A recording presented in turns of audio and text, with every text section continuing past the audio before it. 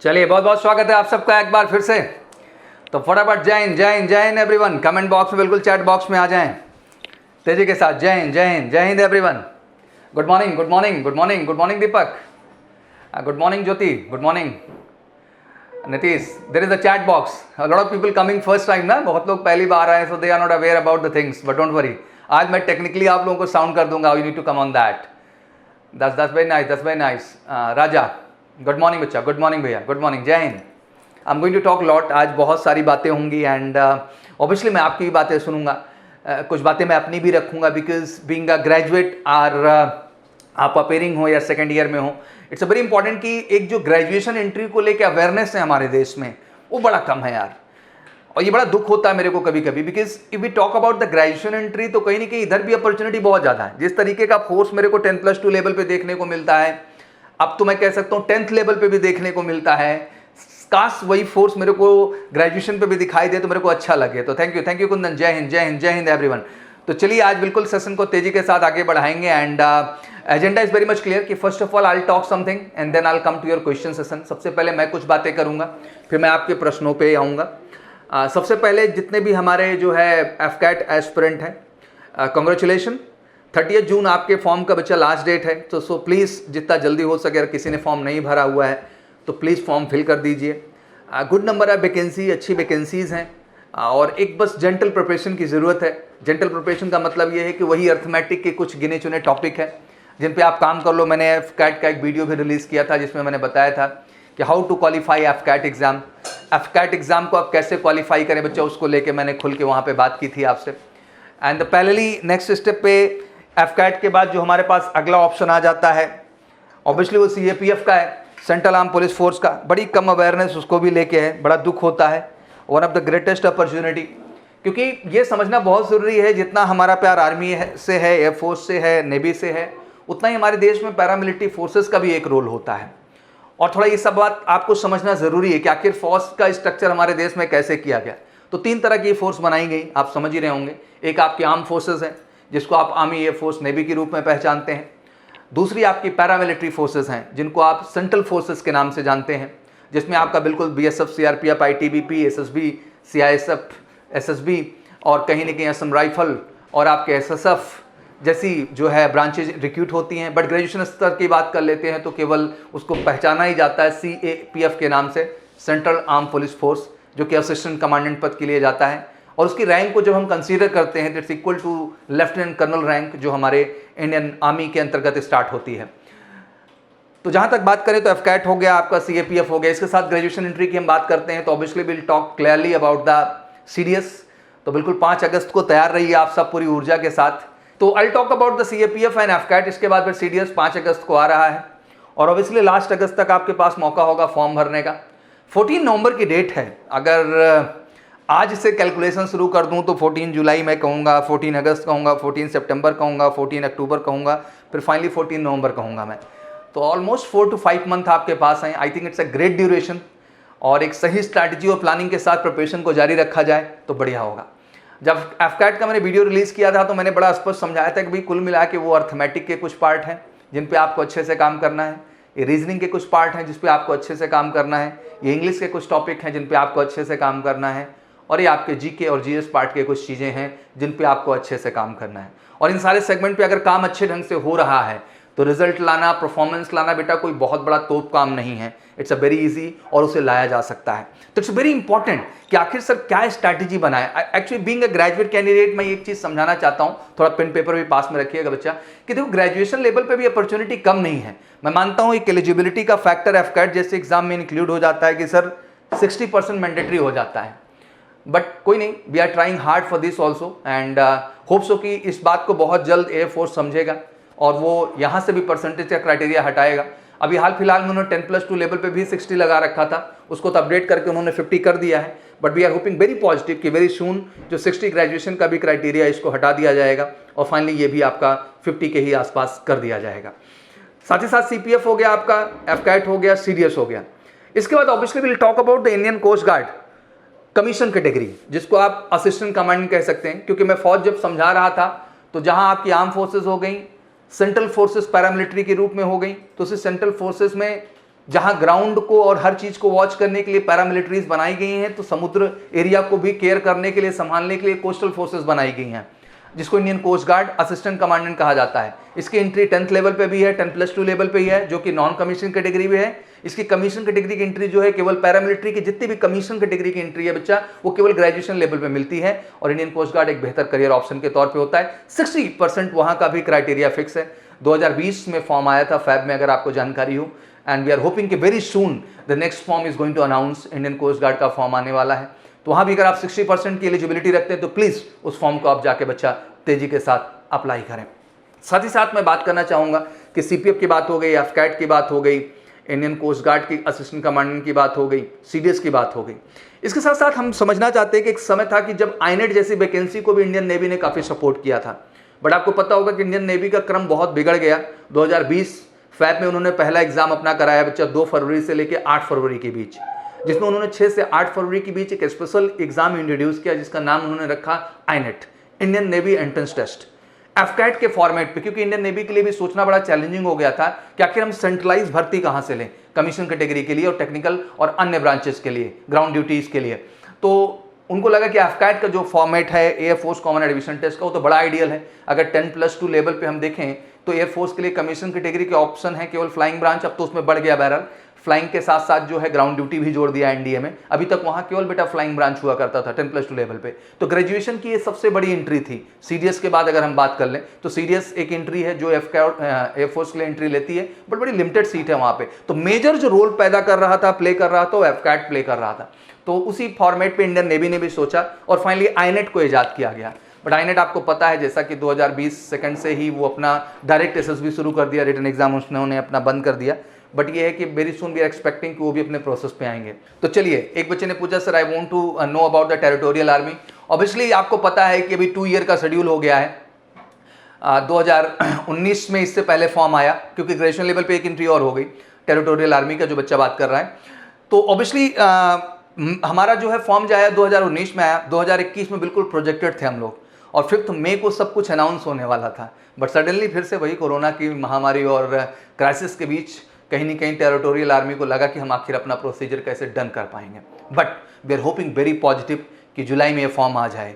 तो चलिए, आज का ये सेशन बहुत अहम होने वाला। अगर हम मोटा मोटा कैलकुलेट कर लें यार, तो देखो अपने पास भाई सीडीएस की अपॉर्चुनिटी है, सीडीएस के साथ बच्चा अपने पास जो है एफकैट की अपॉर्चुनिटी, अगर आपने 60% मेंटेन किया है, और लकली हम लोग 2022 में जो सोच रहे हैं कि शायद इस 60 का भी क्राइटेरिया हटने वाला है। लकली हम बात करें तो सीडीएस हो गया, एफकैट हो गया, एफकैट के साथ आईनेट, अगला प्रोसीजर फिर से एक बार इंडियन नेवी शुरू कर देगी। आईनेट के बाद बेटा हम बात करेंगे सीएपीएफ की, सेंट्रल आर्म पुलिस फोर्स की, हम बात करेंगे इंडियन कोस्ट गार्ड की, हम बात करेंगे टीए की, हम बात करेंगे अगर आपने एनसीसी से सर्टिफिकेट होल्डर आप हैं तो ग्रेजुएशन पे बेटा वो भी एक बेहतर और डायरेक्ट एसएसबी का मौका आप सबके पास हो जाता है। हम बात करेंगे जैग एंट्री की, अगर आपने वाकई में ग्रेजुएशन के बाद एलएलबी कंप्लीट कर रखा है तो आई think it's a golden opportunity, और बिल्कुल आप सबको जो है इसके लिए प्रयास करना चाहिए। तो भी एक बड़ा गोल्डन मौका आप सबके लिए हो जाता है जैक के तौर पे। तो देयर इज मेनी थिंग्स। तो ये बेसिक एंट्रीज हैं जो आपके सामने हैं। अगर इतने पे सही ढंग से फोकस अप्रोच लगाया जाए, आई नो 10+2 लेवल तक एक अलग फोकस होता है, ग्रेजुएशन पे आके अलग, तो बस फोकस यही है बेटा कि ग्रेजुएशन में कैसे भी करके जिनका अपेयरिंग है, मेरा एक ही रिक्वेस्ट रहता है कि इसको खींच के 60% से अब ले जाइए प्लीज, 65 लाइए, 70 लाइए, 75। आई नो जो साइंस स्ट्रीम से होंगे उनके लिए आसान हो जाता है, या जो बीटेक होल्डर्स होंगे उनके लिए आसान हो जाता है, बट थोड़ा सा आर्ट स्ट्रीम वाले बच्चों को दिक्कत आती है। बट आई थिंक अगर हम प्रयास पॉजिटिव तरीके से कर रहे हैं तो थिंक विल बी ओके, चीज़ें बेहतर हो सकती हैं और सही डायरेक्शन में जा सकती हैं। तो मुझे लगता है कि ग्रेजुएशन में भी बहुत सारी अपॉर्चुनिटी है। And sir NDA force etc सभी का कट ऑफ ड्रेस्टिकली इंक्रीज हुआ है। सीडीएस की प्रिपरेशन में अप्रोच क्या रखा जाए, that's really very true. CDS is always have our own standard, it's never been compare with any air force NDA and other examination. जब ग्रेजुएशन एंट्री की आप बात करते हो बच्चा, रजत गैंगवार एक क्वेश्चन पूछा है, it's very nice. The CDS itself is a great standard and it's not compare from any other examination. किसी से कंपेयर ही मत करो। जब यूपीएससी अपना एक कहते हैं ना ओहदा, एक ऑरा बना के चलती है, वो सीडीएस का स्टैंडर्ड है, जहां जुगाड़ टेक्नोलॉजी को लेके कोई ऑप्शंस नहीं है। You need to very original, very genuine, and obviously आपको पढ़ना पड़ेगा। बोले तो नो जुगाड़ टेक्नोलॉजी। अभी तो मैं देखता हूं बहुत सारे बच्चों को, मुझे दुख होता है, आई रिमेंबर माई टाइम, कि हम लोगों का मतलब ऐसा होता था कि we are passionate for the IMA only, और हम अर्थमेटिक पे वो काम करते थे क्योंकि पता था कि ठीक है आईएमए नहीं तो एटलीस्ट हम ओटीए के लिए तो सिलेक्शन कैटेगरी में जाएंगे, लेकिन अभी जुगाड़ बना लिया सर, अर्थमेटिक छोड़ देते हैं, केवल जीएस इंग्लिश पकड़ लेते हैं, ओटीए की ओर हम लोग बढ़ जाते हैं। तो ये भी देख के मेरे को बड़ा अजीब लगता है कि no, it's not like that. I think सबसे बड़ी जो हमारे एरा में, हमारी एज में दिक्कत है वो ये है कि अब थोड़ा सा आप 10+2 लेवल से ऊपर आ गए हैं। तो इस बात पे मैं एक ही सुझाव सब बच्चों को देता हूं कि you need to believe in yourself. अब आपको स्वयं पे बिलीव करना पड़ेगा, and you are enough mature. अभी आप काफी मैच्योर हो, आपको तो इतना अच्छे से पता है ना कि बेटा किसी भी कंपटीशन में बेहतर कमांड, और यूपीएससी जैसे एग्जाम को क्रैक करने की जब बात करते हैं, सीपीएफ जैसे एग्जाम के, एफकैट जैसे एग्जाम के, तो it's need a real effort from your side. इधर कोई जुगाड़ टेक्नोलॉजी वाला ऑप्शन नहीं है यार। हालात सोचो कितने गिरे हुए हैं, 30% पे जो है 35% पे रिटर्न में फाइनल कर दे रही है यूपीएससी। यूपीएससी की हालत खराब है। आप समझिए इसका रीजन क्या हो सकता है निकल के आए तो। इसका रीजन ये है कि हमने कहीं ना कहीं हैवी डिपेंडेंसी को शो कर रखा है, और कोई आता है और सगुफा देके चला जाता है, बेटा बस मैं हूं, मैं कुछ करा दूंगा ऐसा जादूगर तरीके से, तुम्हारा बिल्कुल हो जाएगा। अब इस चक्कर में इंतजार करते करते करते करते वो एग्जाम का डे आ जाता है, और फाइनली वो सगुफा तो कुछ है नहीं, क्योंकि सगुफा से कुछ होना नहीं है। एक्चुअली जो आपने स्टडी की है, जो आपने पढ़ाई की है, जो आपने प्रयास किया है, that is very much important, वही सबसे अहम है। One candidate is asking GK prelims IAS level का होता है ना sir? Yes, we talk about the general knowledge standard in the serious examination, and obviously for the CIPF examination it's a equal standard to IAS prelims, तो उससे level का standard नीचे नहीं है। बट ये स्टैंडर्ड हमें करना नहीं है, हमें एग्जैक्टली वो सीरियस स्टैंडर्ड के क्वेश्चन उठाने, ये किसी से पूछने का विषय नहीं बच्चा। क्या मैं इधर आके रॉकेट साइंस के तरीके बात बता के चला जाऊंगा? नहीं, it's all about just go for the previous year. और एक बात बड़ी अच्छी मैं बता दूं कि जो स्टडी फोकस की हम बात करते हैं और सीरियसनेस की बात करते हैं, उस पर एक बात बड़ी अच्छी मैं आपको समझा देना चाहता हूं कि आपको यह लगता है कि आज आपने एक पर्टिकुलर मुद्दे पे पढ़ाई की, फॉर एग्जांपल जीएस का आपने कोई भी स्थल मंडली आप पढ़ रहे हैं, आप जो एटोस्फीयर पढ़ रहे हैं, लिथोस्फीयर पढ़ रहे हैं, कुछ भी सेगमेंट आपने उठा लिया। अब उस चीज को पढ़ने के बाद, उस कॉन्सेप्ट को या किसी के पढ़ाए जाने के बाद, प्लीज उस टॉपिक पे बेस्ड प्रीवियस ईयर क्वेश्चंस को अप्रोच करो। दूध का दूध, पानी का पानी हो जाएगा बेटा, and you get proper clarity कि जो लेवल आप कॉन्सेप्ट चाहिए था sir. Look, once we talk about the graduation standard, it's very important यार कि वहां पे वो लेवल अलग ही लेवल का है, जहां पे आप जब तक नहीं इन्वॉल्व होंगे, यू नेवर अंडरस्टैंड कि मेरे साथ चीट हो रहा है, कि कोई लेवल दिया जा रहा है, और अल्टीमेट एग्जाम में जाके सब कुछ टाइम फिस। यू अंडरस्टैंड कि यार क्वेश्चन का फॉर्मेट ही अलग है। कभी कभी तो क्या हो रहा है, हम एनडीए लेवल के क्वेश्चन पे रह जा रहे हैं, ऐसे लेवल के क्वेश्चन, बहुत हाई भी नहीं चले जाना है, बहुत लो भी नहीं चले जाना है। एक्चुअली सीरियस और सीएपीएफ जैसे एग्जाम का स्वयं में भी एक स्टैंडर्ड है, उसको आपको समझना जरूरी होगा। तो इट्स वेरी इंपॉर्टेंट कि सीडीएस का क्वेश्चन से सीपीएफ में रिपीट होता है। Actually we talk about the CDS and CAPF examination, तो it's a completely equal standard. ये बिल्कुल इक्वल स्टैंडर्ड है, कोई भी चेंज नहीं है। यूपीएससी कंडक्ट कर रही है दोनों को, बस एक पैरामिलिट्री ग्रेजुएशन एंट्री है बच्चा, और एक आर्म फोर्सेस की ग्रेजुएशन एंट्री है, right? So previous year papers are must, it's very important. If you doing that, then you realize the standard, what the exam exactly want from your side, and how you need to prepare for that. आपको उसको कैसे खुद के लिए prepare करना होगा। तो चलिए, बहुत सारी बातें हैं, आई नो कि इंटरेक्शन हम लोग का स्टार्ट हो, बाकी तो थोड़ा सा शुरू हो जाएंगे, तो इट्स कंटिन्यू टू स्टार्ट कि लाइक कैसे करना है, किस तरह करना है। तो let's have interaction so I can understand everything. Let's come to the Nitish first of all. सबसे पहले नीतीश से बात करते हैं। Good morning sir. Morning morning भैया, हाउ आर यू? कैसे हैं नीतीश आप? बस बढ़िया, चंगा, सब फर्स्ट क्लास। घर में सब बढ़िया? Sir I am good. That's very nice. जी जी, कहाँ से बिलोंग करते हैं नीतीश? मैं आरा बिहार। जी जी, आरा बिहार से हैं। चलिए, बहुत बढ़िया। तो ग्रेजुएशन वगैरह अभी चल रहा है आपका, कौन सा ईयर है? सर मेरा फाइनल हो गया इस ईयर। चलो बहुत बढ़िया। तो डायरेक्ट पास हो गए कि एग्जाम दे के पास हुए? नहीं, एग्जाम के पास हुए। पिछला साल मतलब एग्जाम हो गया था दिसंबर में। अच्छा, दिसंबर में एग्जाम हो गया था। वैसे बिहार का एक बड़ा बढ़िया रिकॉर्ड रहा है नीतीश कि पूरा देश जहाँ बोर्ड को जो है पास किया जा रहा है गवर्नमेंट के द्वारा, बिहार ने एक एग्जाम्पल सेट किया कि हमने फरवरी में एग्जाम अपना डन कर लिया और मार्च तक रिजल्ट भी क्या कर दिया।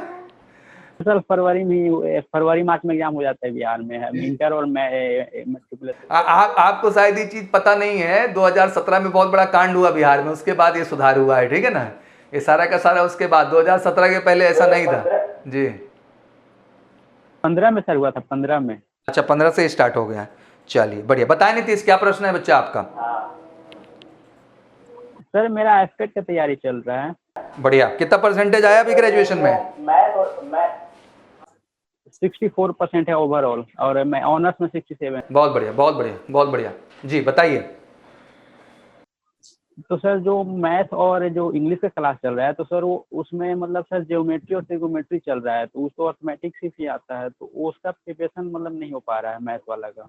और जो इंग्लिश भी चल रहा है तो इंग्लिश में भी मतलब अभी पार्ट्स ऑफ स्पीच चल रहे हैं तो सर वो तो पार्ट्स ऑफ स्पीच तो ऐसे नहीं पूछता है डायरेक्टली मतलब वो सेंटेंस वगैरह तो सर वो नहीं हो पा रहा है अच्छे से मतलब मैथ का और इंग्लिश का। देखिए नीतीश, 2 पॉइंट मैं आप क्लियर नहीं, थोड़ा सा इस पे पॉइंट कर दूं, क्या नहीं हो पा रहा है इस बात को मेरे को समझना है।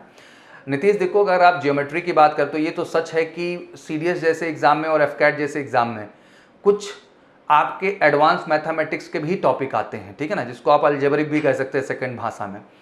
तो इन टॉपिक्स पे जो क्लास के अंदर कॉन्सेप्ट चल रहा है उस पर आपको समझ कम आता है नीतीश? ये सर समझ आता है बस सर वो टॉपिक तो नहीं ना आता है एग्जाम में सर इसलिए हमको थोड़ा लग रहा है कि ये पढ़ें।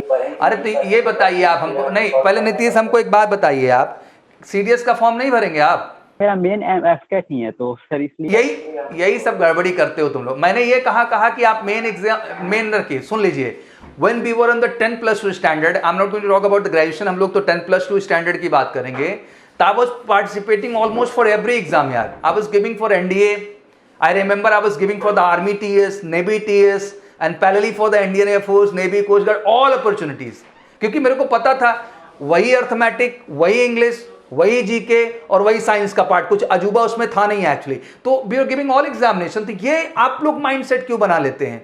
आप दीजिए, आप सफल होइए, आपको नहीं करना आप छोड़ दीजिएगा, बट ये कौन सा तरीका हुआ कि सर हम देंगे ही नहीं एक्चुअली?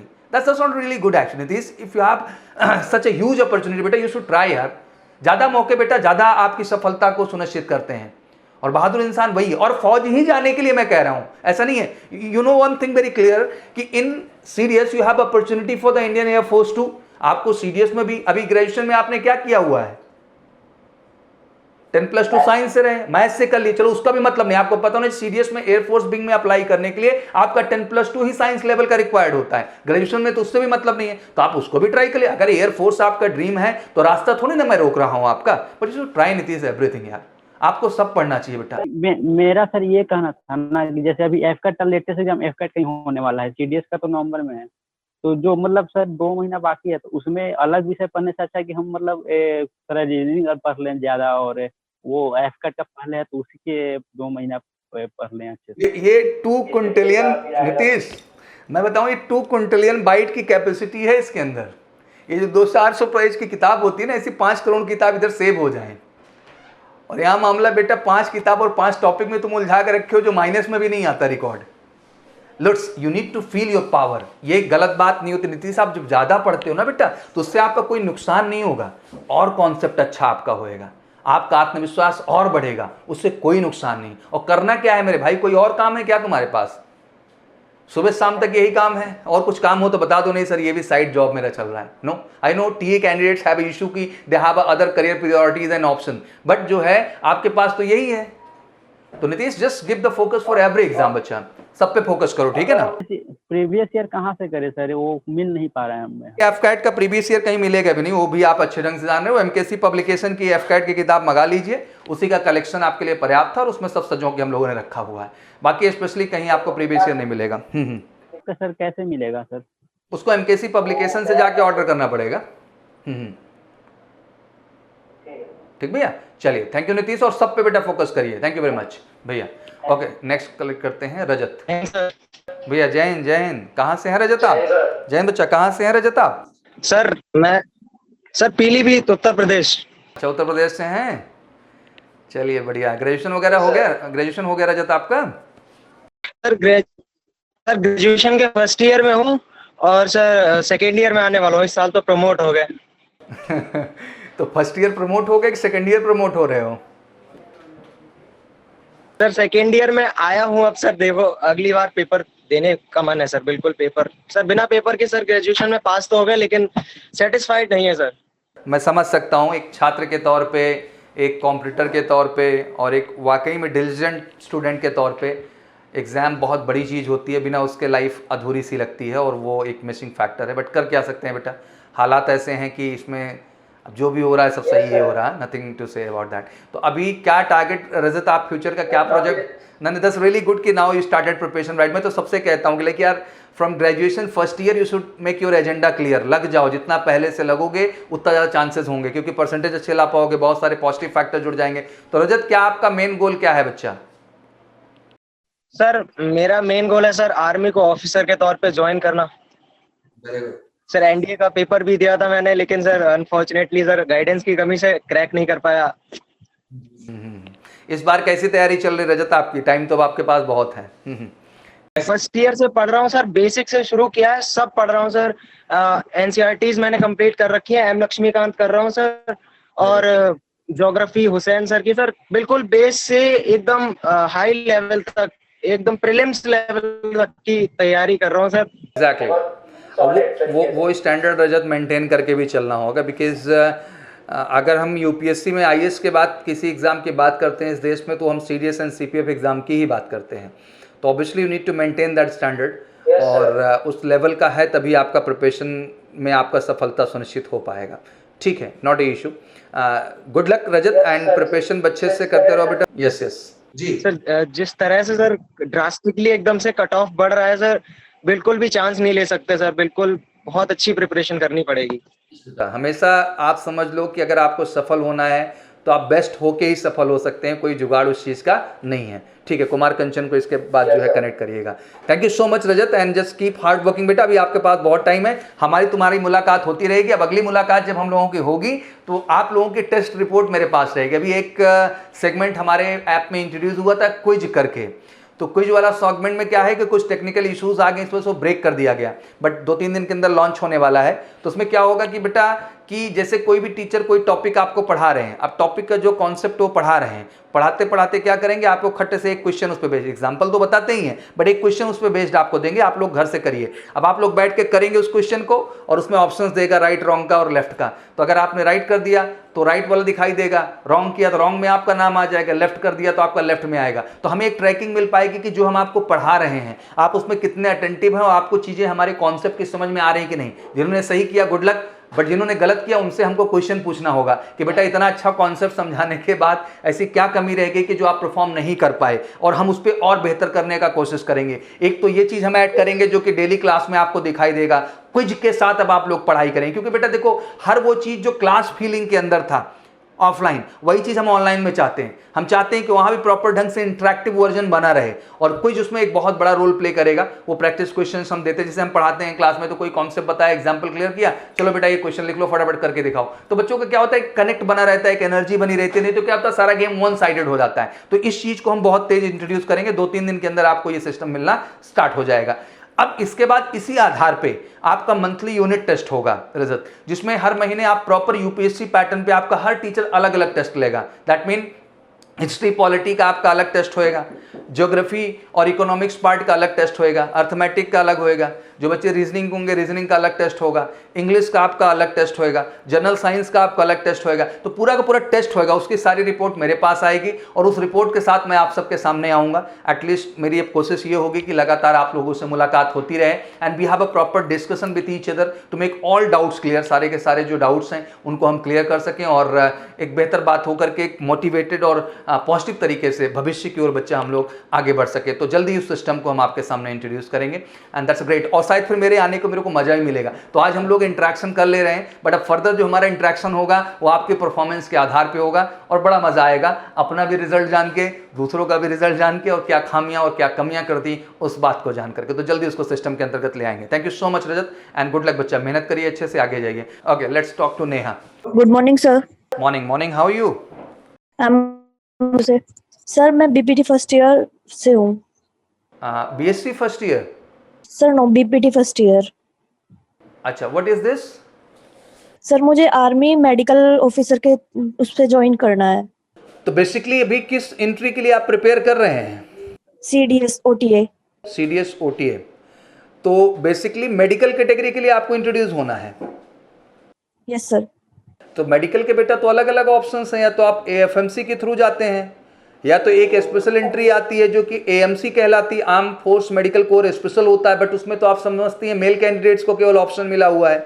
तो बीइंग अ गर्ल्स आपके पास AFMC का ही ऑप्शन होता है, रेस्ट आपके पास जो ऑप्शन होता है बेटा वो शॉर्ट सर्विस कमीशन का होता है, जो कैंडिडेट MBBS किए होते हैं या फर्दर वो FMC में जाकर के MD करना चाहते हैं, अपना कंप्लीट करना चाहते हैं, तो उनके लिए ऑप्शंस होता है। तो वो तो बेटा मेडिकल कोर का ऑप्शन हो गया ना, आप ऐसे कैसे जाओगे किस एंट्री के through? Sir bachelor of physiotherapy की उसमें कॉलम होता है, पोस्ट होती है उसके लिए। स्पेशली ये CDS के अंदर कोई ऑप्शन दिया गया है कि इसकी अलग से वैकेंसी जनरेट कर रही है इंडियन आर्मी? सर इसके लिए CDS में OTA चेन्नई के लिए दे रखा है, कॉलम बोल रहे हैं। अच्छा, उसमें एक ऑप्शन से आपका बढ़ा रखा है, चलो ठीक है, दैट्स नॉट ए इशू। अगर वो ऑप्शन है तो आप उसके लिए फिल कर सकते हैं, दैट्स वेरी गुड। तो मतलब you completed your physiotherapy program? हाँ sir yes. Okay, that's really good. It's a graduation degree? Sir yes. That's very nice. So earlier have you participated Neha ever for the serious examination or it's the first time you're going for that? Sir first time. That's really great. तो अभी form भरना है 5 अगस्त का, as वगैरह आपका eligibility हो गया है सारा चीज? सर नो अभी नहीं हुआ, अच्छा, तो अभी जो 5 अभी अगस्त, प्रिपरेशन चल रही है। अच्छा अभी प्रिपरेशन चल रही है। 5 अगस्त को जो फॉर्म आ रहा है उसका डेट ऑफ बर्थ चेक किया आपने बच्चों? उसके हिसाब से आप एलिजिबल हैं?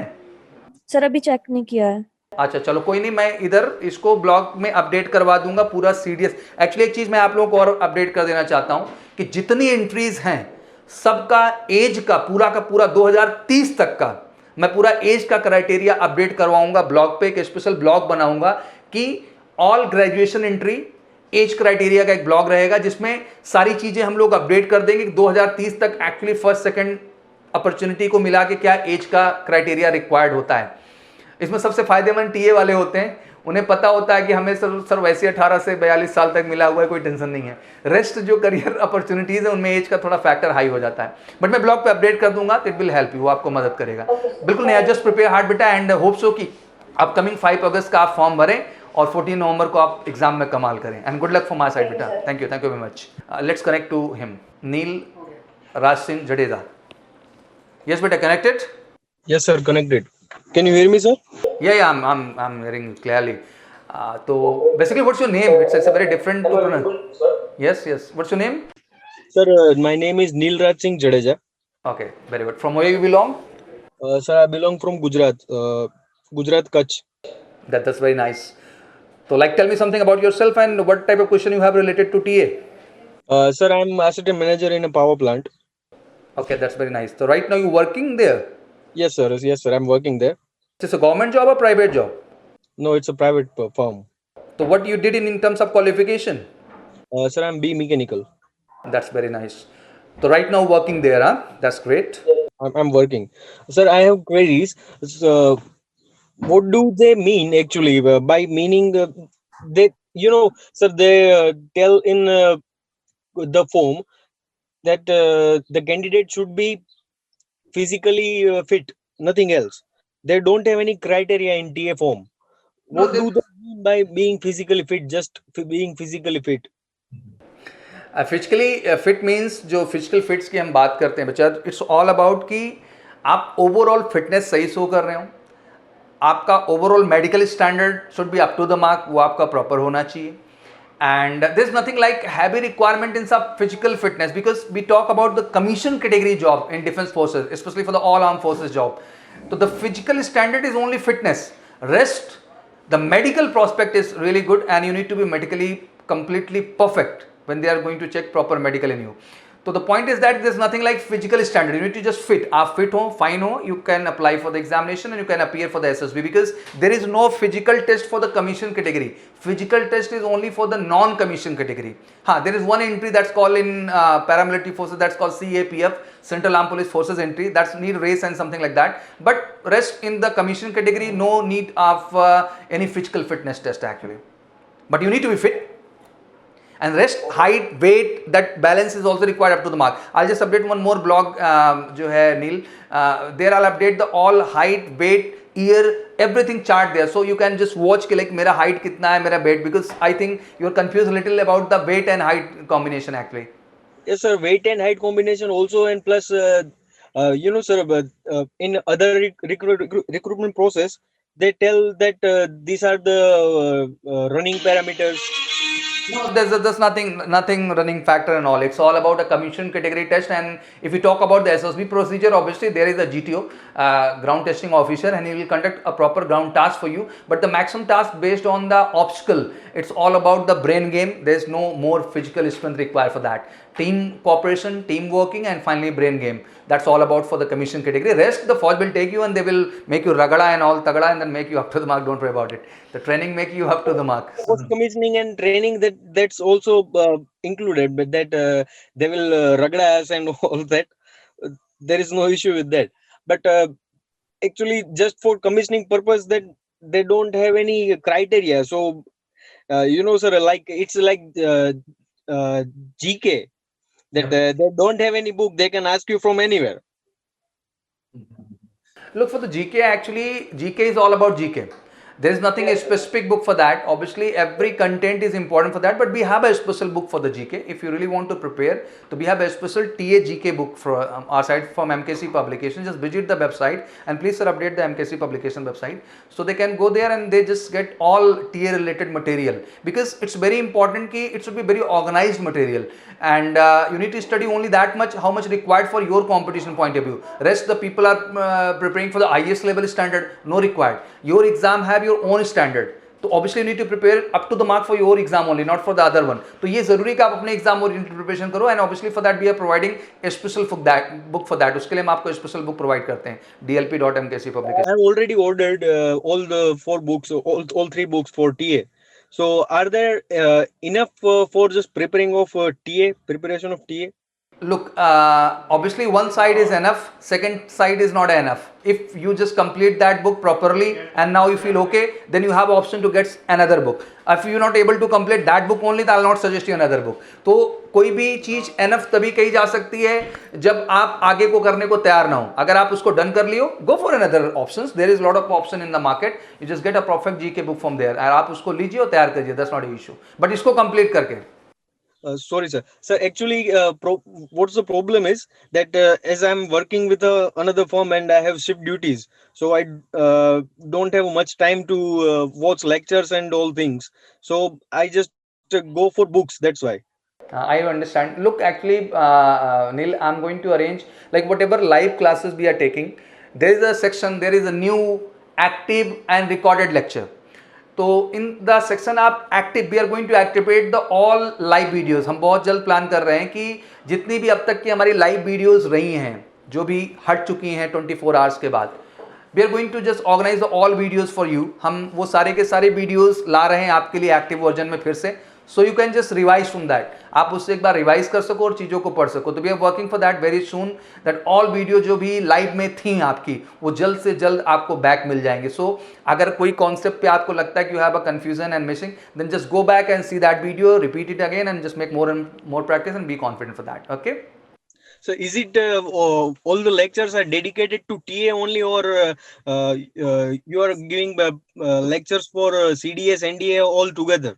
Neil, I want to define you. Once you talk about the GK, general knowledge class, so general knowledge class is based on the general knowledge standard. It's not connected to CDS and something like that. You know, obviously it's all graduation entries. So I am meeting with all you here only because all entries are graduation entries. So I'm here to just discuss कि you have many opportunities in your career and you should go for that. आपको उसके लिए try करना चाहिए. But basically GK standard is GK. English have a own standard. Arithmetic have a own standard. And the concept is needed to be clear. Whatever topic you're going to read, and related to example and question you need to approach, and you need to feel confident once you approach related the question to your competition after learning the all concept. तो सारे concept पढ़ने के बाद अगर आप अपने exam से related questions कर ले जा रहे हैं तो that is enough. It's not all about कि ये कोई कहते बैठ के कि नहीं जीके टीए के लिए अलग है, एफकैट के लिए अलग है, एयरफोर्स के लिए अलग है, एससीसी के लिए अलग है. तो that's look very nonsense actually, because GK is GK for everyone. वो सबके लिए वही है. We talk about the English subject, there is a 3 segment. Grammar part हो गया, कॉम्प्रहेंशन हो गया, वोकैब हो गया. तो that's all about the English language. अब ये हो सकता है कि may be the standard of question में be up and low, but concept is concept यार. Concept will never be low and up. It's always concept like. We talk about the mathematics. If you are going to learn the percentage, may be percentage का question आपका हो वो up down हो सकता है level competition wise, but percentage का जो concept है ना, that is always idealistic and perfect. तो ये भ्रम थोड़ा सा निकालो लोग बाहर से. ऐसा कुछ नहीं है. You need to focus on your subject, on the topic. which topic is going to come in your examination, like for arithmetic, for reasoning, for English and for the GK. It's just same to same for everyone. तो don't worry, we organize proper classes और we understand the standard. हम जो उधर guide करते हैं या जो पढ़ाते हैं, हमारा कोशिश यही होता है कि बच्चे के कॉन्सेप्ट पे अच्छे ढंग से काम हो जाए. चलिए, thank you Neel, and it's a lovely question from your side and good luck buddy from our side. Very soon July the form is going to come. Just fill the form and prepare hard and give the best from your side. Okay, thank you. Okay, connect to Natasha. Written and SSB. Nitish, written SSB को एक साथ में prepare करना चाहिए? अगर एक साथ करना चाहिए तो वो सर कैसे करें? That's very nice question. मैं नताशा का प्रश्न लेता हूं, then I answer you Nitish. It's a very nice question. I think this question related to every defence aspirant sir, कि इन कमीशन के लिए we should prepare for both written and SSB. Okay Natasha, let's come to you. How you? Morning sir, कैसे हैं आप? Fine fine, absolutely fine. आप कैसे हैं? मैं अच्छी हूँ सर. सर मैंने टीए के लिए एनरोलमेंट लिया था अपना 2 मंथ्स पहले, तो मेरा 2 मंथ पहले ही प्रिपरेशन स्टार्ट हुआ और आप ही का वीडियो देखकर ही मैंने अप्लाई किया था मेजर कल्सी क्लासेस में. सर मेरा क्वेरी ये है कि टीए के लिए मोस्टली हम लोग वर्किंग रहते हैं, तो टाइम का बहुत ज्यादा शॉर्टेज रहता है और प्रिपरेशन के लिए बहुत कम टाइम मिल पाता है. तो कैसे मतलब हम लोग अपना टाइम मैनेजमेंट करें कि बहुत अच्छा सा प्रिपरेशन हो पाए हम लोगों का? That's very nice. और Natasha, one thing I really need to suggest, because the passion is everything first of all, because if you don't have a passion, there's nothing mean of that, because कहीं ना कहीं one side your life is already settled, but parallelly उसके you need something else, then you need to do some extra effort. तो वाकई में अगर life को settle किया, आपने कुछ कर रहे हो, उसके साथ कुछ एक्स्ट्रा करना है, तो एफर्ट्स भी थोड़े से क्या हो जाएंगे, एक्स्ट्रा हो जाएंगे.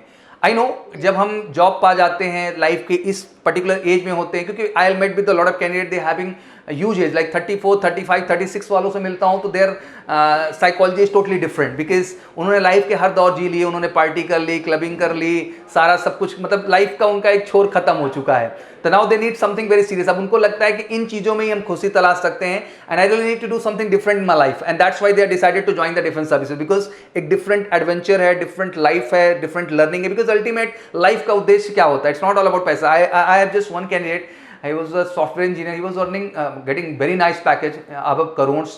Then I asked a simple question to him कि यार भाई तू इतना अर्न कर रहा है, and why you decide like that? बोला कि यार उस पार्ट से मेरा मन भर चुका, I really need to do something different in my life. नहीं तो मैं पैदा किस लिए हुआ? Why I born on the earth. मैं पैदा हुआ, मैंने पैसे कमाए, चले गए, मेरे को मतलब ही नहीं समझ आ रहा मेरी लाइफ का, मैंने अपने लिए क्या किया, एंड मैं अपने लिए कुछ करना चाहता हूँ. That's why I decided to join the territorial army, because मैं फौज भी जी पाऊंगा और अपनी जॉब को भी साथ ही साथ मेंटेन कर पाऊंगा. तो वो बड़ा जेन्युइन स्टेटमेंट था, और वो एक स्टेटमेंट बड़ी एज के बाद आया था. तो इट्स ट्रू कि अभी बहुत यंग एज में ये तो चैलेंज हो जाता है कि सर फ्रेंड सर्कल्स भी हैं, लाइफस्टाइल भी है, और फोकस जॉब का भी प्रेशर है, एंड पहले ही आप कहते हो कि कंपटीशन की भी प्रिपरेशन करो, जो कि छूटा हुआ है, बिकॉज हम काफ़ी दिन से डिस्कनेक्टेड थे. तो बहुत अहम यह है कि सबसे पहले तो आपका वर्किंग शेड्यूल क्या है, that is more important. And वो बोलते हैं कि अक्षय कुमार वाली लाइफ जीनी पड़ेगी. सुबह 4 बजे उठना पड़ेगा, रात को 9-10 बजे सोना पड़ेगा, और तभी जाके अक्षय कुमार कोई बन सकता है. ऑब्वियसली वो भी पार्टी कर सकता है, जिस इंडस्ट्री में रहता है वहाँ बड़ी कॉमन चीज़ है, बट उसने उन सब चीज़ों को क्विट करके कहीं ना कहीं खुद को बेहतर इंसान के तौर पे इस्टेब्लिश किया है. तो सबसे पहले आपको ब्रेन मैप ये करना होगा कि अगर वाकई में आप फोकस हैं इस चीज़ को लेकर के, तो अगले 6 मंथ तक आपको कई चीज़ों को क्विट करना पड़ेगा लाइफ में. Obviously you just continue your job, आप अपनी जॉब करिए, बट जॉब करने के बाद जो आपका पूरा टाइम होना चाहिए वो अपने एजुकेशन पे प्लान करिए. एटलीस्ट जीके जैसी चीज़ों की बात करें तो मुझे लगता है कि बड़ा इंटरेस्टिंग सेगमेंट है. English is too interesting. बात थोड़ी सी arithmetic, reasoning is also interesting. थोड़ा अर्थमेटिक पार्ट आ जाता है, अर्थमेटिक है थोड़ा सा टिपिकल, वरना कैलकुलेशन इतने दिन से छुट्टी हुई है सर, तो इट्स बिकम वेरी डिफिकल्ट. तो इट्स ऑल अबाउट कि आप उसके लिए वीडियोस देखिए, कॉन्सेप्ट पे थोड़ा कंसंट्रेशन होगा. तो अगर कितने घंटे आपको एग्जैक्टली मिल जाते हैं, आपको लगता है नहीं सर इतने घंटे मेरे पास होते हैं जब हम स्टडी पे फोकस कर सकते हैं? सर अभी तो क्योंकि वर्किंग यहाँ मैं देहरादून से बिलोंग करती हूँ करेंटली, तो अभी थोड़े ऑफिसेस क्लोज हैं, तो टाइम मिल पा रहा है कि 5 घंटे का पूरा प्रॉपर अच्छे से क्लास ले पा रही हूँ. लेकिन जनरली अगर आप ऑफिस की बात करें तो 6-7 बजे के बाद ही टाइम मिलता है वो 4-5 घंटे रिकॉर्डेड लेक्चर्स देखने का और प्रिपरेशन करने का. राइट. नहीं, नॉट ए इशू. मेरा ये कहना है कि एटलीस्ट आप जीके पार्ट पे डेली 1 घंटे दें. 1 घंटे आपका नियम से लगना चाहिए इंग्लिश सब्जेक्ट को लेकर, और 1 घंटे रीजनिंग का, और कम से कम 2 घंटे आपके अर्थमेटिक के होने चाहिए. 5 आवर्स तो आइडियली है, बट अगर आपको कभी लगता है कि नहीं सर इतना नहीं मिल पा रहा है, तो प्लीज़ अर्थमेटिक पार्ट का अपना जो है 2 आवर्स जारी रखिएगा, और जीएस और इंग्लिश को आप 3-3 दिन में डिवाइड कर दीजिएगा. दैट मीन 1-1 घंटे जो रहेंगे, तो 1 घंटे जो है आप अपना रीजनिंग पे, अगर रीजनिंग का भी शॉर्टेज आ जाए तो लाइक फिर आप ये कर सकते हो कि अर्थमेटिक और रीजनिंग को 3-3 दिन में डिवाइड किया हमने और सर इस तरह से प्लान आउट किया, तो अल्टीमेट 2 घंटे, 4 घंटे और 5 घंटे एक आंकड़ा है। तो 2 आवर्स में भी चीज़ों को बैलेंस किया जा सकता है, 3 आवर्स भी ठीक ही है, बट 4 and 5 आवर्स मिले तो वो बेस्ट है आपके लिए। और रेस्ट यही है कि हाँ अभी ये टाइम आपको मिला, it's a golden time because of corona ये अपॉर्चुनिटी मिल पाई आप सबको। तो मैं ये चाहूँगा इस बीच जितना ज़्यादा कॉन्सेप्ट पे आप काम कर लें, once your concept is clear the next target is only how to approach the question.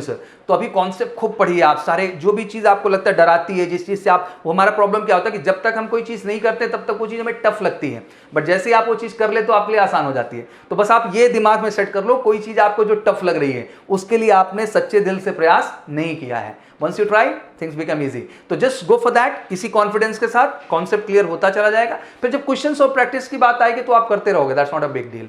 तो अभी आप पूरा टाइम दीजिए जितना हो सकता है, ठीक है। सर एक और मेरा क्वेश्चन था हाइट से रिलेटेड, क्योंकि थोड़ा नदर्न पार्ट में जो पहाड़ी रहते हैं उनका थोड़ा हाइट का इशू रहता है, ठीक है।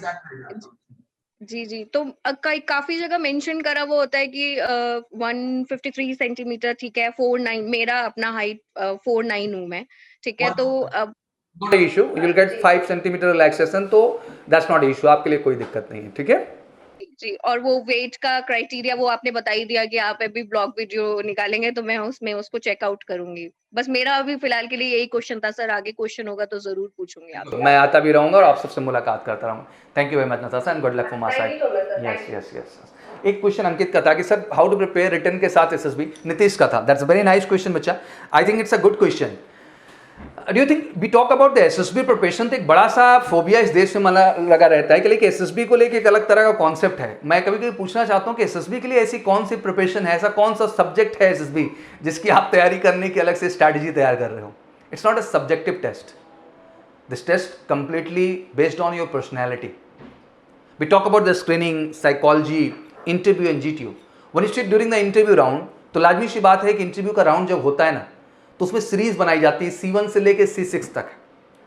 अब इसको आप टेक्निकली बहुत मत समझे, मैं मोटा मोटा समझाता हूँ। We talk about your PIQ form, personal information questionnaire. वो आपका जन्म कुंडली होता है। He asks every question related to you। वो आपके पर्सनल लाइफ से रिलेटेड क्वेश्चंस पूछते हैं, आपके प्रोफेशनल लाइफ से रिलेटेड क्वेश्चंस पूछते हैं, आपके एक्सपीरियंसेस को लेके क्वेश्चन पूछते हैं, आपने जो अपना फेवरेट पॉइंट रखा उसको लेके क्वेश्चन पूछते हैं। वो आपसे थोड़े से करंट के भी क्वेश्चंस पूछते हैं। बट बेसिक अगर पहले स्ट्रक्चर्स की बात करिए तो एक छोटा सा प्रश्न जो मैं आपके सामने रखता हूँ कि वो आपसे पूछ सकता है कि आप कहाँ से बिलोंग कर सकते हैं। वो आपसे पूछ सकता है आप जहाँ से बिलोंग करते हैं वहाँ की पॉपुलेशन क्या है। वो आपसे पूछ सकता है कि जिस शहर विशेष से बिलोंग करते हैं उसका हिस्टोरिकल जो है अचीवमेंट्स क्या रहा, आप जहाँ से बिलोंग करते हैं उसका रिलीजियस दृष्टिकोण से क्या महत्व है, आप जहाँ से बिलोंग करते हैं वहाँ पे पॉलिटिकल स्ट्रक्चर क्या है, वहाँ का ज्योग्राफिकल स्ट्रक्चर क्या है, आप जहाँ से बिलोंग करते हैं वहाँ का विधायक कौन, वहाँ का MP कौन, मतलब लाइक एवरीथिंग। आप सोचो जिस जगह हो उस जगह से रिलेटेड सारी चीज़ों के विषय में आपसे पूछा गया, और ये दर्शाता है कि आप कितने अटेंटिव हैं। देखो, एक जब हम इंटेलिजेंस माइंड को चेक करने की बात करते हैं, इफेक्टिव इंटेलिजेंस इस बात की बात नहीं होती कि आप आके अलग से किसी को इफेक्टिव इंटेलिजेंस दिखाएंगे। इफेक्टिव इंटेलिजेंस का मतलब यह होता है कि आप कितना अलर्ट होते हैं अपने चारों ओर उन चीजों को लेकर के जो आपके लाइफ में एक अहम योगदान अदा करती हैं और आपके चारों ओर होती हैं। दैट्स वेरी इंपॉर्टेंट बेटा, you just need to be attentive, alert and overall positive toward everything what is happening around you, and that's the real personality what they are accessing in the SSB. You need to do some social initiative. कल को जब आप psychology में बैठे होंगे और आपके सामने डिफरेंट तरह की इमेज आ रही होंगी, वो इमेज थोड़ी है यार, वो आपके लाइफ के वो एक्सपीरियंसेस हैं, वो चीजें हैं जो आपके लिए जरूरी है समझना कहीं ना कहीं। वो आपके लिए कोई इमेज नहीं है, आपके लाइफ के एक्सपीरियंसेस हैं यार। तो कुछ करो, when you are getting any opportunity, आपको कोई भी लाइफ में मौका मिल रहा है बच्चा, तो डू सम सोशल वर्क यार। चाहे वो ब्लड डोनेशन कैंप कहीं लगा हो, गांव का भी कोई इवेंट ऑर्गेनाइज हो रहा हो, क्रिकेट मैच ऑर्गेनाइज हो रहा हो, फुटबॉल हो रहा हो ऑर्गेनाइज, एक शादी समारोह ऑर्गेनाइज हो रहा हो, पूजा पाठ तक ऑर्गेनाइज, कुछ भी जिसमें आपकी ऑर्गेनाइजिंग एबिलिटी का एक सेंस मेरे को नजर आए।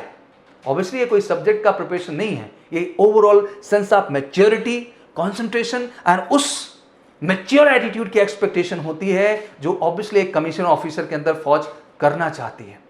इट्स वेरी इजी बेटा, do you think it's very easy? 8 मतलब 3 साढ़े 3 लाख बच्चा बैठा सीडीएस जैसे एग्जाम में। एक छोटा एग्जाम्पल रख रहा हूं मैं, 5-6 हजार बच्चों को रिटर्न में 35-40% पे निकालने में ऐसी की तैसी हो जाती है फौज की, यूपीएससी की। और उसमें से 300-350 फाइनल कर पाना एसएसबी के लिए व्हाट लग जाती है। आपको क्या लगता है कि service selection board is a rejection board? No, it's a selection board. But यार उनको क्या चाहिए? उनको रियल हीरो नहीं चाहिए, उनको रियल हीरो चाहिए। और वो फिल्मों की कहानी से आपकी कहानियां नहीं बनेंगी, वो आपके लाइफ के रियल एक्सपीरियंसेस, रियल अनुभव से वो कहानियां बनेंगी। तो ये तो दिल पे हाथ रख के पूछने का हक बनता है। यू जस्ट शोइंग ना you have a lot of passion toward the defence forces. What the passion यार? इसी पैशन की डिमांड वहां पे होती है कि वाकई में आपने कुछ हट के समाज में किया कि नहीं किया, कुछ सोशल रिस्पॉन्सिबिलिटी आपने एक्ट की नहीं। जानते हो जब आप OLQs की बात करते हो, बड़ा बड़ा 15 OLQs लिख दिया जाता है। Effective intelligence, reasoning ability, organising ability, power of expression, factor 2 सबसे high, social adaptability, cooperation, social adjustment, फिर फैक्टर 3 लाइवलीनेस कर दिया, उसके अंदर कॉन्फिडेंस कर दिया, उसके अंदर एबिलिटी टू इन्फ्लुएंस ग्रुप कर दिया, उसके अंदर कोऑपरेशन फैक्टर ला दिया, सारी की सारी चीज डाला। और चौथे नंबर पे लेके आ जाता है गट्स, जिसमें वो करेज, स्टैमिना और डिटर्मिनेशन मांगता है। क्या ये पढ़ने वाली क्वालिटीज हैं? नहीं बेटा। Through the all testing procedure they are trying to find out this quality in your personality.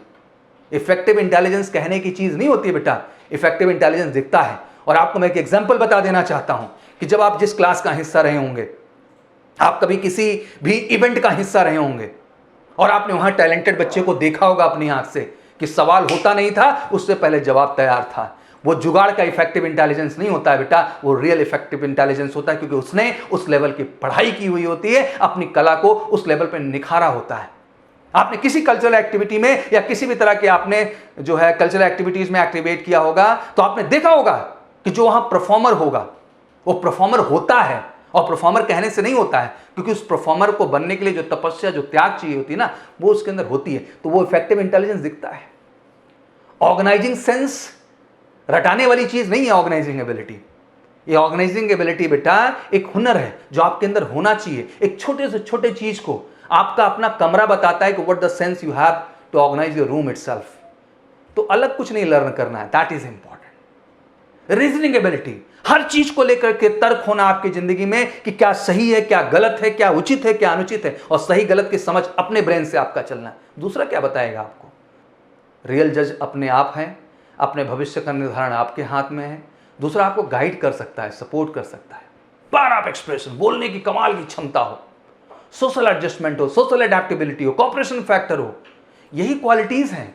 तो this is not a subject बेटा, it's a personality test and you need to feel it. आपको इसको feel करना होगा और इन सारी qualities को एक बार जज करना होगा, खुद से पूछना होगा कि क्या वो चीजें मेरे अंदर हैं कि नहीं है। Once you just get that confidence कि हाँ ये चीजें आपके अंदर हैं बेटा, आपको कोई फेल नहीं कर पाएगा यार। जानते हो बेटा, एसएसबी में 3 टेस्ट हैं, मनसा, वाचा और कर्मणा। बहुत आम भाषा में समझाता हूँ, आप लोगों को लगता है बहुत तोप, नहीं बेटा।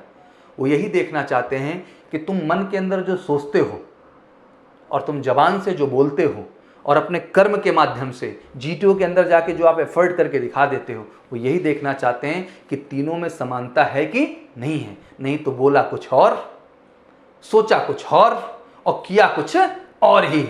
तो ये फौजी नहीं बनता यार। फौजी ने जो बोला वही सोचा और वही उसने किया। Thank you so much everyone and it was lovely interaction with all of you.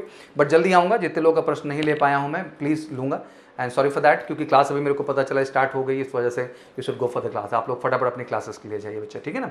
And very soon I will come and connect with all of you. Thank you so much, wish you good luck and जय हिंद जय Bharat. Exam में बढ़िया focus करो बेटा, तैयारी करो, फटाफट जाके अपनी क्लास ज्वाइन करो। Very soon I am coming again to meet with all of you. Thank you very much and जय हिंद।